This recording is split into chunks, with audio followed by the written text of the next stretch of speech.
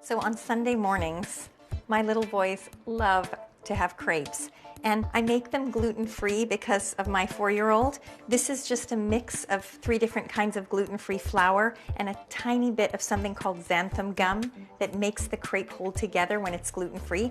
But you can make these crepes so easily with just plain flour and maybe a little bit of wheat bran if you like that, to add a bit of fiber. It's pretty easy. You just crack some eggs. I'll use 3 of them for the gluten-free crepes, but for the other ones you can do it with less. And of course it depends how many children you're trying to feed. Some milk and some vanilla. And then you just take a little hand whisk like this and mix it up.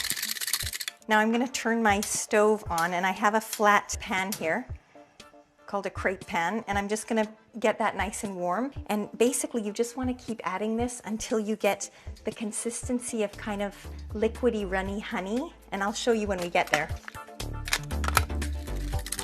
Okay, so that's the consistency.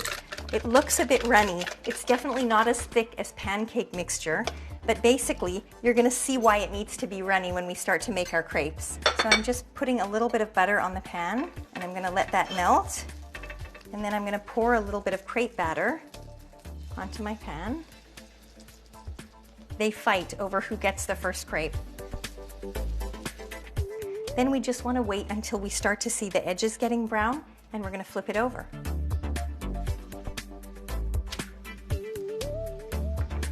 I've got my Nutella ready. I put a little bit of Nutella.